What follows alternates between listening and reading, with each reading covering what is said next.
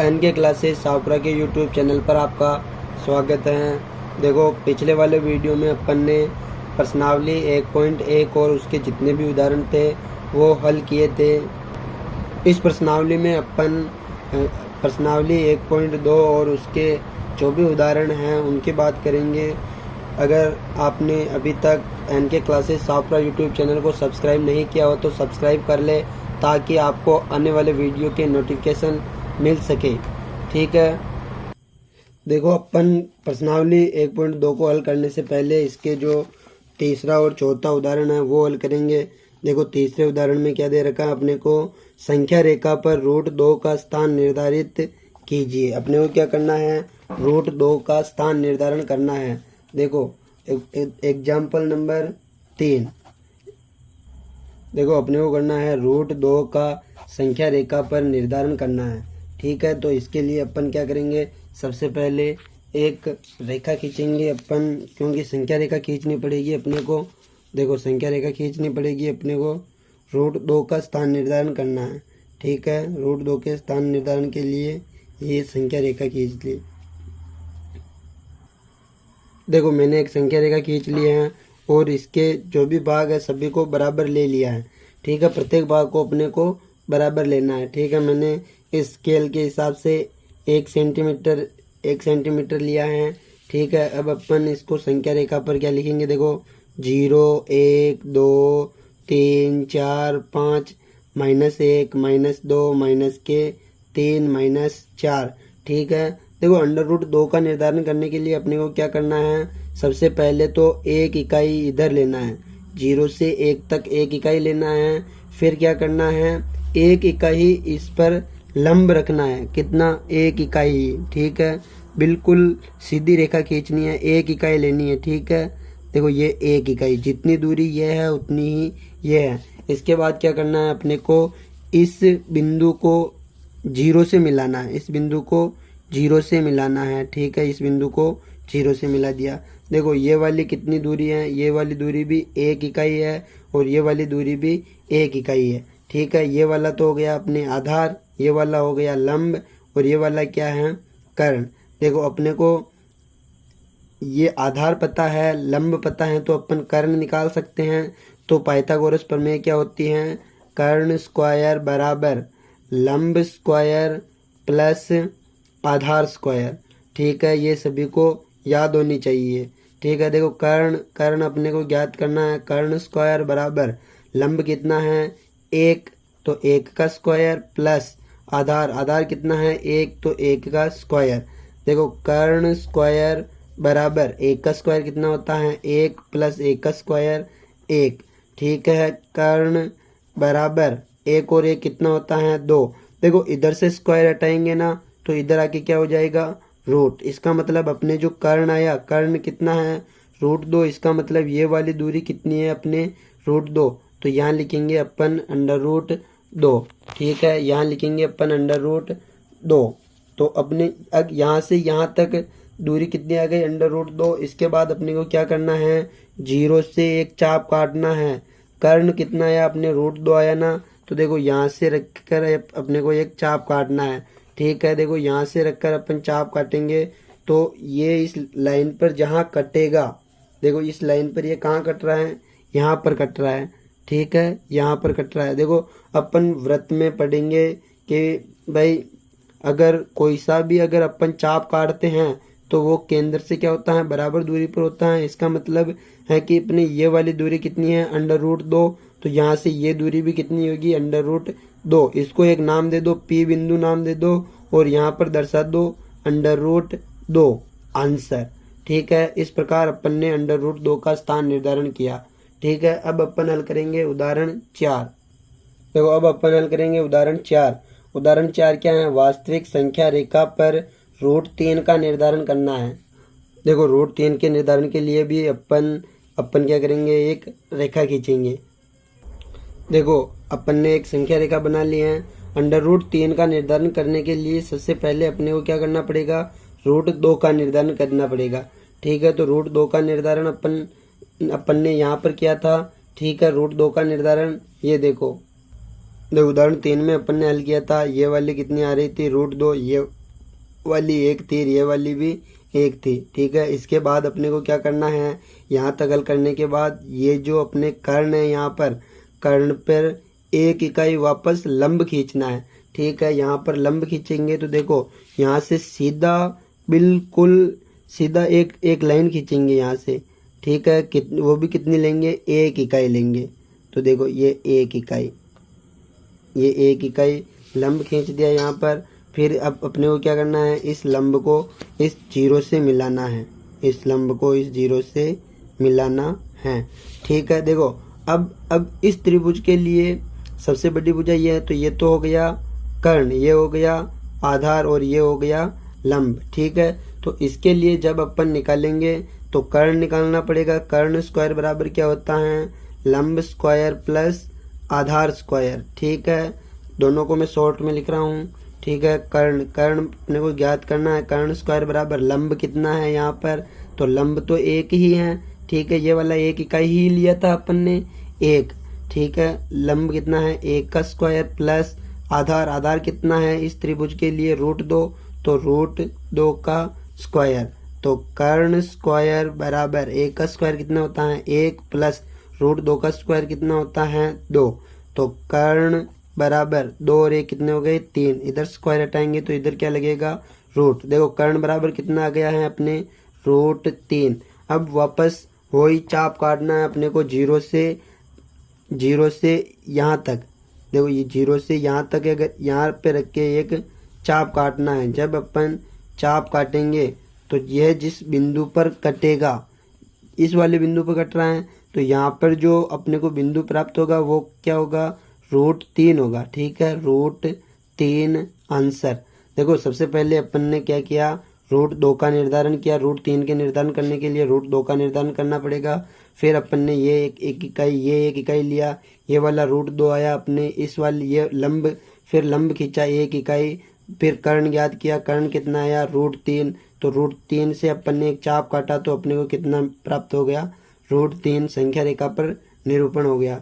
ठीक है, उदाहरण 3 और उदाहरण 4 1.2 के 2 ही उदाहरण हैं। अब हल करेंगे अपन प्रश्नावली 1.2। देखो पहले सवाल में अपने को क्या करना है, अपने को बताना है कि कथन सत्य है या असत्य। देखो सत्य असत्य बताने के बाद अपने को इसका कारण भी बताना है। ठीक है, देखो पहला सवाल है, प्रत्येक अपरिमेय संख्या एक वास्तविक संख्या होती है। देखो वास्तविक संख्या की परिभाषा पढ़ी, तब अपन ने क्या पढ़ा कि भाई वास्तविक संख्या में परिमेय और अपरिमेय दोनों संख्याएं सम्मिलित होती है। तो जितनी भी अपरिमेय संख्याएं होगी वो वास्तविक संख्याएं भी होगी। तो यह कथन क्या होगा, सत्य। ठीक है, और इसका जब अपन कारण लिखेंगे तो कारण में यही लिखेंगे कि भाई जो वास्तविक संख्याएं होती हैं उनमें परिमेय और अपरिमेय दोनों संख्याएं सम्मिलित होती है। तो कारण लिख दिया अपन ने कि भाई वास्तविक संख्या में परिमेय व अपरिमेय संख्याएं सम्मिलित होती हैं। ठीक है, अब है इसका दूसरा, संख्या रेखा का प्रत्येक बिंदु √m के रूप का होता है जहां m एक प्राकृत संख्या है। देखो अपन जब संख्या रेखा पर निरूपण करते हैं किसी भी संख्या का, तो वहां पर √m के रूप का होता है क्या, √m के रूप का होता है क्या। देखो अब अपन लिख देंगे भाई -5 तो √m के रूप का कहाँ हुआ, जबकि ये अपने को m क्या दे रखा है, एक प्राकृत संख्या।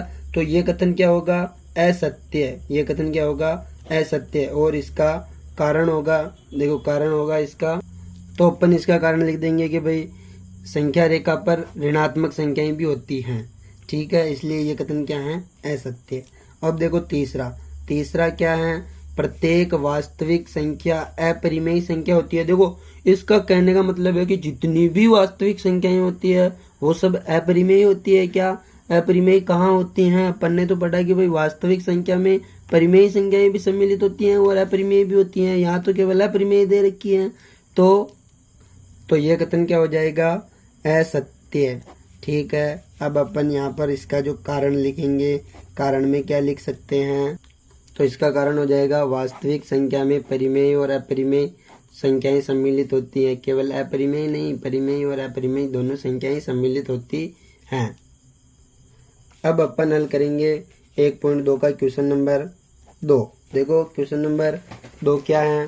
क्वेश्चन नंबर 2, क्या सभी धनात्मक पूर्णांकों के वर्गमूल अपरिमेय होते हैं?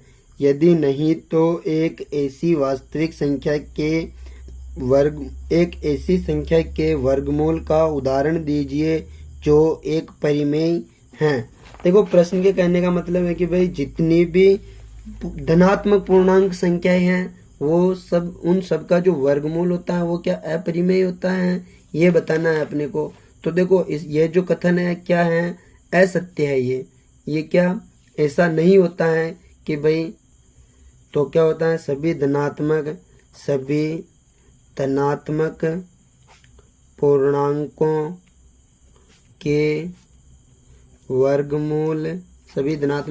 के वर्गमूल अपरिमेय नहीं होते हैं।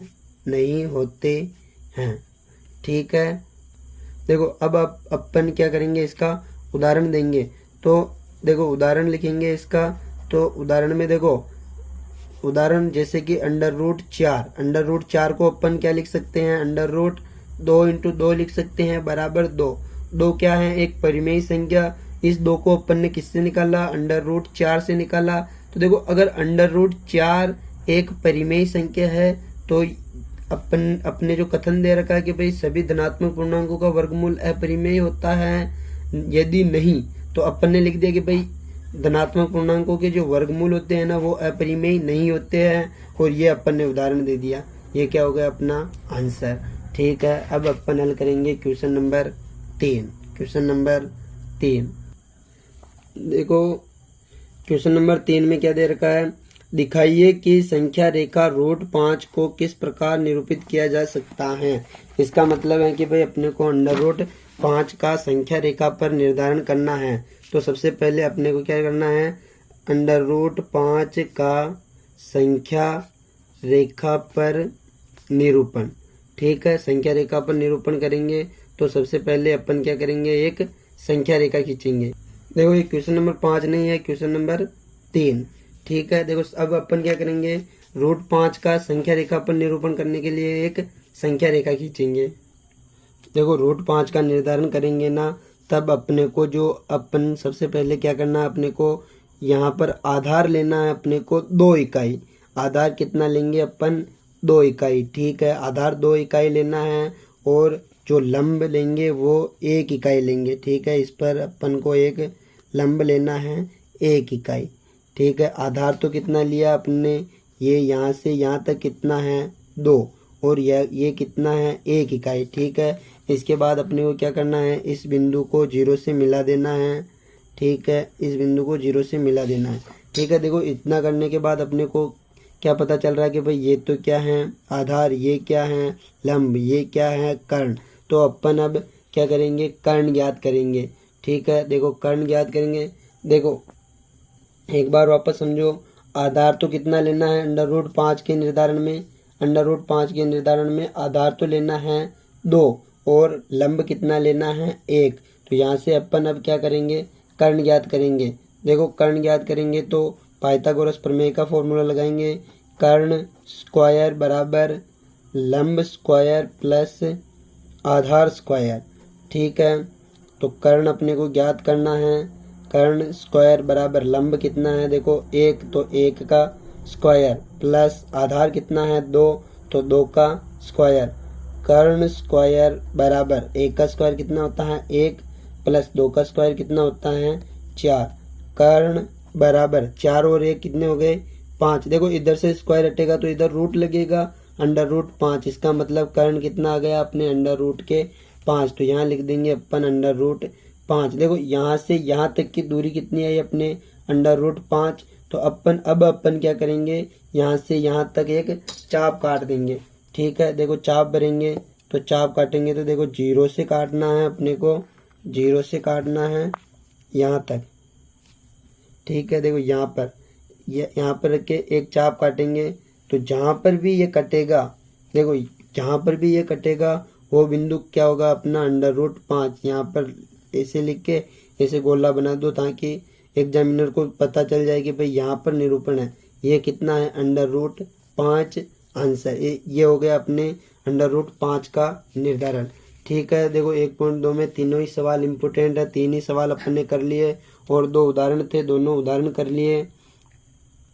इस प्रकार अपन ने √5 का निर्धारण कर लिया है। ठीक है, देखो उम्मीद करता हूँ आपको ये सब आसानी से समझ में आया होगा। आगे के और ऐसे वीडियो पाने के लिए आपके अपने YouTube चैनल NK क्लासेस साफरा को सब्सक्राइब करें, वीडियो को लाइक करें और आगे से आगे शेयर करें। आज के लिए इतना ही, धन्यवाद।